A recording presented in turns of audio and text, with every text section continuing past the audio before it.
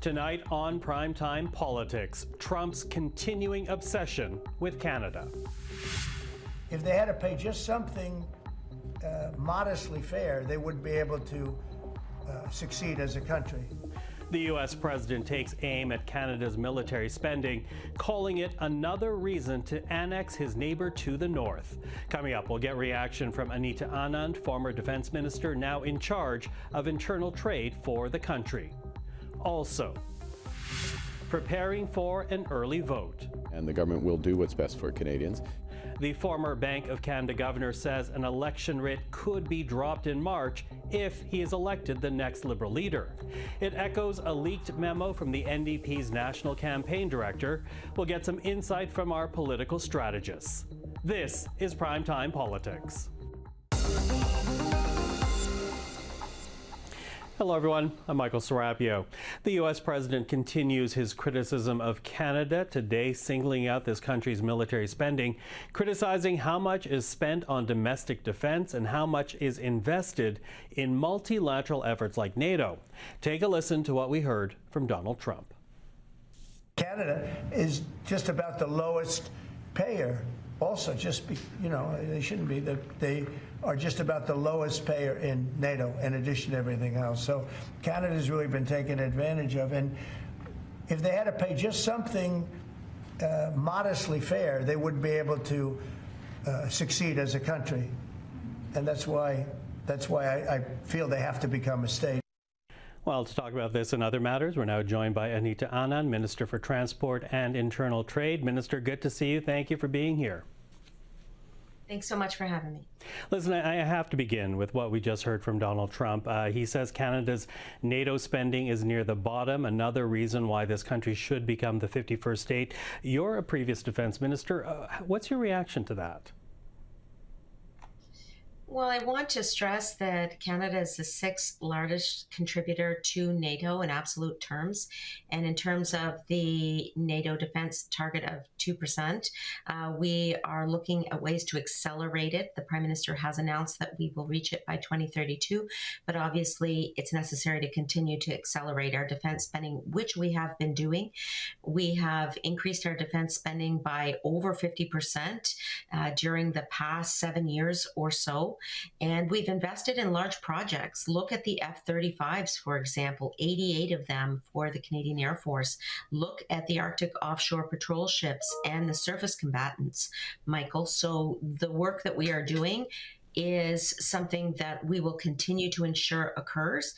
And at every point, I will stress that the Conservative Party of Canada has voted against our measures to increase defense spending. So Canadians do have a choice here. Do they want to invest in a government that will continue to invest in the Canadian Armed Forces?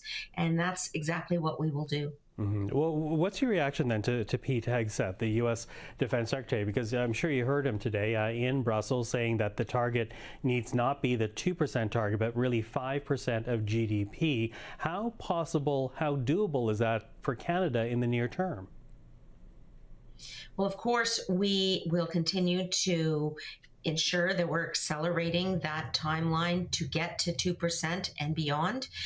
The work continues with Minister Blair and with Minister LeBlanc to ensure that within the fiscal frame, we can make this happen as soon as possible. And of course, Canada is a very strong ally in the multilateral partnership that is NATO. We are a founding member of NATO, and we will continue to stand strongly with our allies, of course, leading the battle group in Latvia, as we have done for over 5 years. So again, our commitment to NATO is strong, and our commitment to increasing defense spending is also very strong, Michael. Mm-hmm. Now, of course, while that NATO meeting was happening, there was a cabinet meeting in Ottawa today. While you've been working on internal trade, other members of your cabinet have been speaking with American counterparts, trying to dissuade Donald Trump away from these 25% tariffs against Canada. What's the progress report there? Is there a sense that those outreaches are having any impact in the U.S. Capitol? The effect of continued Canadian engagement in Washington is having a positive effect to ensure that we are making the case that our economies are very integrated, that any tariffs on steel and aluminum, for example, will negatively affect American businesses and Canadian businesses, American families and Canadian families, American laborers and Canadian workers. And so the integrated nature of our economy has to be continually stressed, Michael, and that's exactly what everyone who is visiting Washington or speaking with our counterparts is stressing. But make no mistake, these proposed tariffs would be completely unjustified and unacceptable, and Canada will continue to stand up strongly for Canadians in putting forward our response. Mm-hmm. You know, I hear that, and I do wonder, is there any value whatsoever in Canada just introducing its own tariffs? Because, you know, the mere mention of tariffs from Donald Trump creates this insecurity, creates this uncertainty about Canada, and it's diverting investment away from this country. Is there any value in just introducing our own tariffs to create some level of certainty for investment in this country? Well, I'd like to put forward a three-pronged approach that we should be following. One, we have to address the threat of greater protectionism from the United States. That's exactly what we are doing and what I just spoke to. Two, we have to reduce internal barriers to trade so that we can add up to $200 billion to the Canadian economy by doing so. And third, we have to diversify supply chains, meaning that we need to expand beyond having an 80% reliance on a trade relationship with the United States to other markets. We are the only G7 country that has a free trade agreement with every other G7 country, and we need to continue to leverage our natural resources and our raw materials in terms of trade with those other nations. So three-pronged, none of it being our own tariffs right now against the U.S. Well, you will recall that the Prime Minister laid out $155 billion of potential counter tariffs should those tariffs be levied against Canada.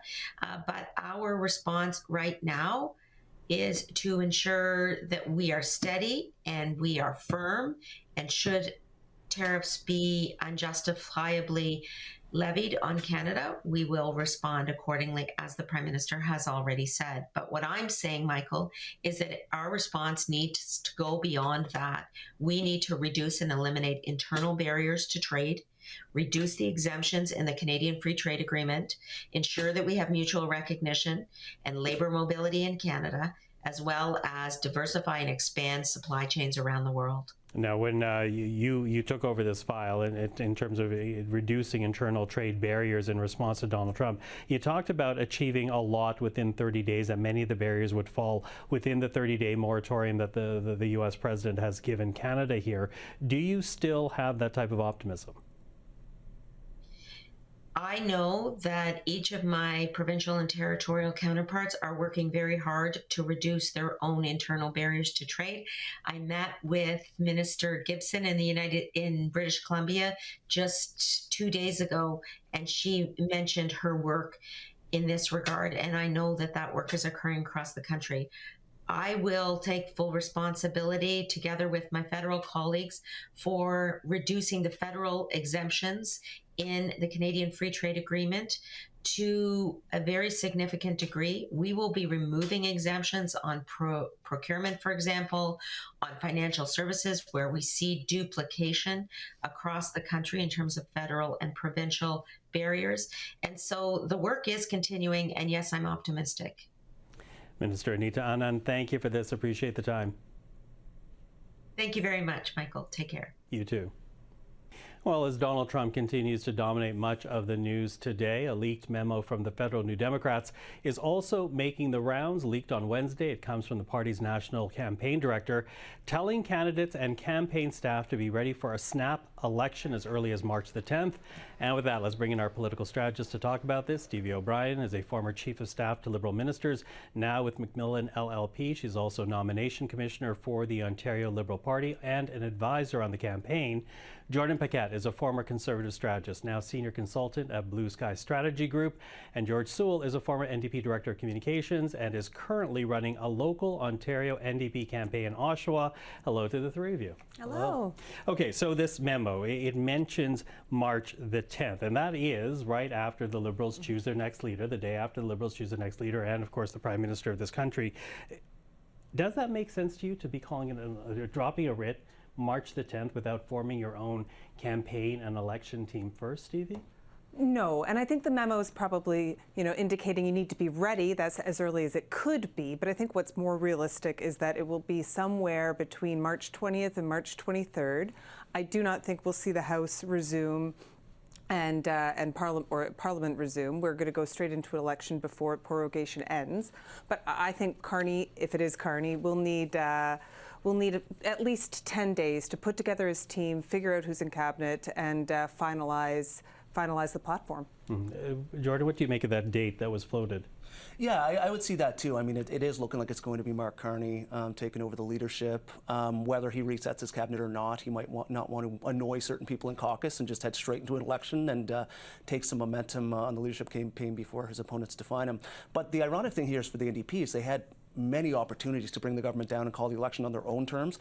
Now that they're tanking in the polls, they're kind of playing catch up. So I understand it's just a getting ready strategy, but I think they're getting caught a bit behind the eight ball here. Okay, well, is this a getting caught up strategy, George?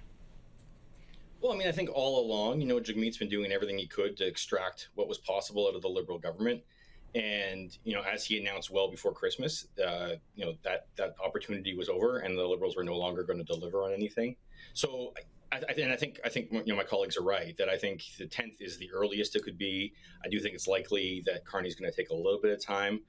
But I also think that it's unlikely, or at least I think it would be unwise to go back to the House, because all that would mean is a few days of losing votes until you finally lose the confidence of the House and we're in an election anyway. So I do think being ready on the 10th is a good idea. And then at worst case scenario, that means you're, 10 days early, but I don't think it'll be much more than that. Okay, so somewhere in March, we think the writ's going to be dropped. But how much of an appetite is there for an early election? And I ask this because it seems when you look at the polls, and there's multiple polls now, that seems to say there's shifting ground when it comes to a federal campaign, in that the Liberals seem to be gaining momentum once again. And this is if Mark Carney should actually win the leadership. That's what polls should say, not me. I'm not advocating for Mark Carney here. But if this ground is shifting, how much of an appetite is there right now for an early vote? I'm not sure there's necessarily a lot of appetite amongst the general public to go to the polls, but I do think strategically the Liberals will have to go quickly. Once the writ drops, spending limits kick in, and the Conservatives have out-fundraised everybody. So it's in the Liberals' interest for those spending limits to kick in quickly. The longer you wait for the writ to drop, the more the Conservatives will be running ads 24/7 against the new leader, whoever that is. Attack ads against his personality. Attack ads against Carney and likely, or Freeland. And so I think that there's that in and of itself is an incentive to go early. Also, if you look at Harris, Kamala Harris's numbers, she peaked and then she dropped. And I think the sweet spot is trying to, if it is going to be Carney, catch him on the uptick and have the election then and not miss the moment. Yeah, missing the moment, which I don't know if you're concerned about the shifting numbers, because if this vote was held 2 months ago, clearly against Poilievre and Trudeau, looked like Poilievre was going to have a supermajority. That seems to be shifting. So does the appetite for a vote lessen in any way for the Conservative Party? No, I don't think so. I mean, the Conservatives have been ready for election for quite a while. Pierre Poilievre's out there putting out policy ideas right now, and there's a complete vacuum of leadership right now in Ottawa. The fact the premiers had to go down as a group and stand outside the White House, and yet the Prime Minister hasn't been there. Canadians are looking for what a government is going to do to stand up to Donald Trump. And right now, We have no idea. We have no idea once Mark Carney comes in as Prime Minister what his ideas are going to be. I mean, he's floated the idea of putting a carbon tax on the steel industry that's now getting to 25% tariff on that. So I mean, there's that one thing he's going to have to explain. But beyond that, no. Canadians are looking for to vote in somebody with a new mandate about how they're going to tackle these challenges head on. And whoever we vote in, if it's majority government, it's going to be there past Donald Trump when he leaves office. We have the midterm elections coming up in the U.S. as well. If the economy doesn't strengthen, there's a chance that Trump could lose those. So we really need to start to see what the party strategies are going to be here. Mm-hmm. George, what do you say to that? Because, you know, as I talk about the shifting numbers, they aren't in the favor of the NDP right now. I'm wondering what the appetite is right now amongst New Democrats to get this vote going. Well, look, you know, being underestimated in an election is what New Democrats are used to. It's what we've always done. You know, I remember going into the 2011 federal election and being told by everyone who thought they knew anything that we were going to lose all our seats and that Jack was crazy for saying he was going to vote against Stephen Harper. And we came out with 103 seats. You know, elections do matter, you know, and I'm not going to say that Canadians want or don't want an election. I think it's just the fact that we're there. There's no more support for the Liberal Party in the House of Commons. The Conservatives had shut down basically everything in the House of Commons for months with filibusters and other tactics. So I think, you know, we're going to go to this election, and those people who don't want it will be upset maybe for a few days. But, you know, these things never or almost never really last until election day.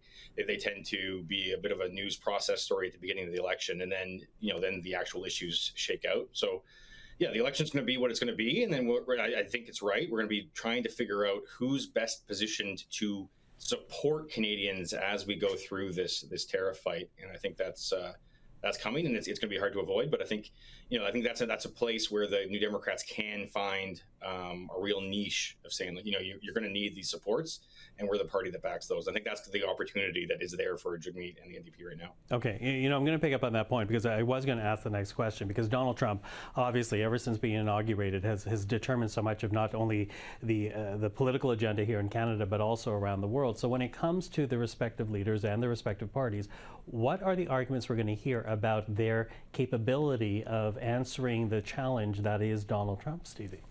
Well, I think that if it is Carney who becomes the Liberal leader and next Prime Minister, he's got the CV, and that's what everybody really knows about him right now is his CV, and it's strong. It says somebody who knows how to handle economic turmoil, to work with people on, you know, conservative prime ministers, liberal prime ministers, you know, Brexit, you know, housing crisis, and he has the CV, he's got the track record, and I think Canadians see him as a serious man, and that they want an adult in charge, a serious person who's going to do the right thing for Canadians vis-a-vis Trump. Mm-hmm. Jordan, the argument that we're going to hear from the Conservatives about Pierre Poilievre? Yeah, I think right now they're putting some policy out there in the window. Like he's been out there for quite a while. He's been in the House of Commons for a long time. Liberals try and criticize that, but it's still a matter. He knows how to debate. We'll see what happens with Carney when he gets in there. Yes, he has a CV of being the bank of governor of a couple different banks. But what's he actually going to be like in the church basements, in the Legion halls, with Canadians out there actually on the campaign trail? Pierre Poilievre has been out doing that. They built up a very formidable campaign machine. They're dominating in fundraising, so they have the money, they have the ads, they have the research ready to go, and they'll spend the next number of days, weeks defining Mark Carney and really putting that out there. Okay, and in terms of what we will be hearing from Jagmeet Singh, what do you say, George? Well, again, I think, you know, it's nice to say people have experience and they're ready to debate, but, you know, Donald Trump is anything but ordinary and normal. I mean, it's, you know, wrestling a pig in a pool of Jello. Like, it doesn't. How are you going to? You know, no experience is going to matter. He's going to do what he wants to do, and so I think, again, being there to support Canadians through that, and being the party that's trusted on the homegrown supports and diversifying our economy, I think, is going to be the key to the election. And again, I think that's a place where the NDP can be well positioned if they take that spot. Okay, you had me at wrestling a pig in a pool of Jello, but anyways, listen, I'd watch. But anyways, before we're done here, I do also want to ask about you know, NATO, because Pete Hegseth recently confirmed as the U.S. Defense Secretary. He makes an appearance in NATO today, and he starts talking about not a 2% investment of GDP, but something much higher. Take a listen to what we heard from Pete Hegseth. 2% is a start, as President Trump has said, but it's not enough. Nor is 3%, nor is 4%, more like 5%. Real investment, real urgency. Okay, so 5%. How much will military spending, NATO spending be a part of this campaign if that's the pressure we're starting to hear early on from the U.S. administration? No, absolutely. It's even before they said this, we knew that defense spending was going to be, that all of, I think, the leaders were going to promise additional defense spending.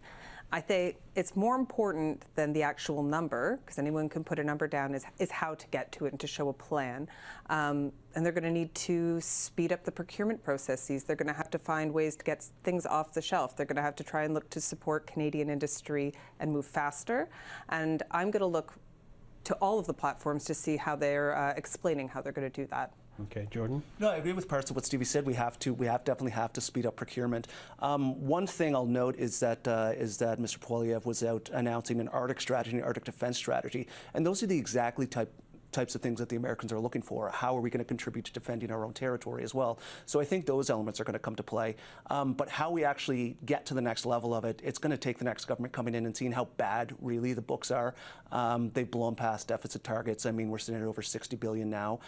So how much fiscal room do we actually have to maneuver here to get to where we do? And that's what the Conservatives are going to really have to sit down and do if Canadians give them the chance. George, do you think defense will be an issue in this campaign?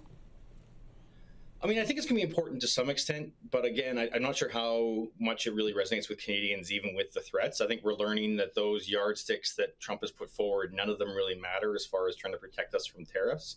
I do think that investing in military in more intelligently and more deliberatively is going to be part of it. So, for instance, like in an Arctic strategy, you can include things like building roads and improving infrastructure that helps support communities in the North as well. And that money can both count towards the 2% or 5% and actually support communities at the same time. And I think there's lots of ways we can do things like that. I think we're also going to have to see how we support the North and we can defend the Arctic on our own, because there's no guarantee anymore that the United States might not be the ones actually trying to take it, let alone not helping to defend it. Mm-hmm. And I think that we're also going to have to work towards how do we recruit more people into our armed forces? That's been a real problem for the Canadian Armed Forces, and that's something that's going to have to be a part of the strategy as well. Okay, well, something we look forward to as we approach March the 10th, the day to be ready, apparently. Stevie, Jordan, George, thank you for that. Appreciate the time. Now, you heard our panel mention Mark Carney's name more than once this evening. The former Bank of Canada governor was in Vancouver. He is also the perceived frontrunner in the race to replace Justin Trudeau. So take a listen to what he had to say about a writ possibly being dropped in March. Let's see what the situation is in the middle of March and do what is best for Canadians. And the government will do what's best for Canadians. If Parliament needs to be recalled for certain reasons, it will be. If it makes sense to get a strong mandate at that point, that is what will follow. Again, Mark Carney earlier today in Vancouver. Well, let's get back to Donald Trump. As we told you earlier, he used Canada's defense spending as another reason to justify annexing his northern neighbor. And today he also ordered the U.S. Commerce Department to investigate reciprocal tariffs, once again making the argument America's trade partners are taking advantage of the relationship. They haven't been treated as good. You know, we think the European Union is wonderful. We all love Europe. Love the countries in Europe, but European Union has been absolutely brutal on trade. Canada has been very bad to us on trade, but now Canada is going to have to start paying up. Well, to talk about this latest tariff threat from Donald Trump, we're now joined by veteran Washington journalist David Levinthal. Dave, good to see you as always. Thank you for joining us. Hey, thanks for having me, Michael. So these reciprocal tariffs, let's start there. You know, who in the administration and in the Trump universe want these tariffs, support these tariffs, and why? Most everybody in the Trump universe supports these tariffs for one reason. It's because Donald Trump supports these tariffs. And the reality here in Washington, D.C., Michael, is that most Republicans are just unwilling to cross Donald Trump. Donald Trump has said straight up that he has a mandate not only from the people of the United States, but he has literally a divine mandate, in his opinion, to do what he sees fit when it comes to economic policy, domestic, foreign policy, be it what it is. So with that as the backdrop, it's pretty difficult to tell Donald Trump, no, maybe we don't want to slap tariffs, retaliatory or otherwise, on other countries, because it might cause consumer prices to rise, which is a concern among many Republicans, but not one that they're willing to articulate in any way, shape, or form, at least at this point. Okay, if not politicians, though, what about the American public? Because here we have the United States still struggling to get inflation under control. Many voters did turn to Donald Trump because of the cost of living. Is there no opposition, if not within Washington, outside of Washington, that essentially points to Americans? This has the potential to drive inflation up and make life more expensive for you. And that, Michael, is where things get very, very interesting. If there is one thing people in the United States are sensitive to, it is cost increases. If the price of gasoline is going up, people get angry. If the price of eggs or other grocery staples are going up, people will get upset, and are. So you could be a Donald Trump detractor, you could be a Donald Trump supporter, but if you're trying to make ends meet, and you're sitting at your kitchen table and the numbers just aren't adding up, then Donald Trump is going to hear from that. And certainly Donald Trump's supporters in Congress and other supporters across the country who are in elected or appointed office are going to hear from people who are very, very upset about this. And tariffs play a significant role. Mm-hmm. You know, Mr. Trump has been pursuing these tariff policies through executive orders, though, and I wonder, with these executive orders, is there any limit on his ability to introduce and pursue these policies? Can Congress limit him in any way?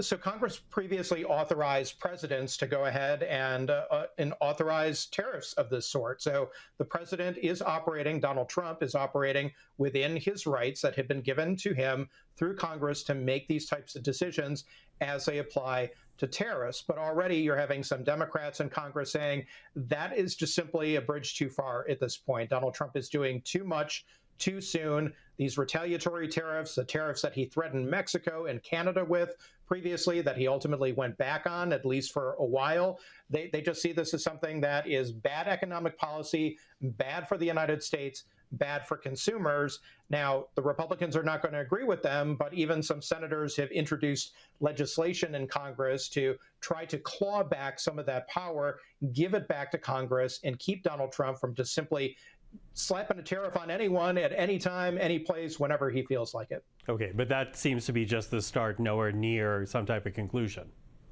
Not even close. And Congress does not have the power at this point to rein him in. They would have to vote on this. They would have to pass a law limiting Donald Trump's power. And since Republicans, Donald Trump's party, control both sides of the U.S. Congress, the House and the Senate, the likelihood of anything like that happening anytime soon, pretty darn slim. Okay, but Trump is pursuing these policies, essentially targeting America's strongest allies. Yes, Canada, yes, Mexico, but also Europe. Is anyone raising any concerns about that? You know, there were concerns raised about China and Russia during the campaign, but it is the traditional allies that seem to be bearing the brunt of this pain.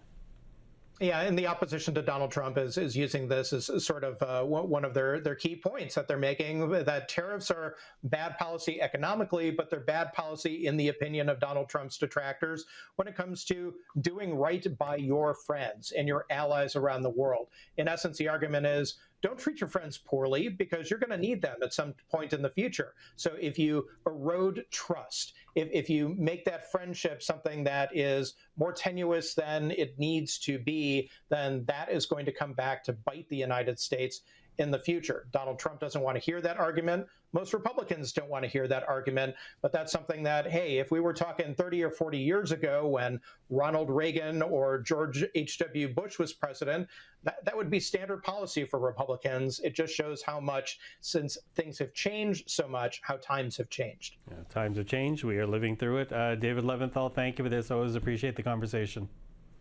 My pleasure. Thank you, Michael. And that is Primetime Politics for this Thursday. I'm Michael Serapio. For everyone here at CPAC, thank you for watching. Primetime Politics is back tomorrow evening. Until then, take care.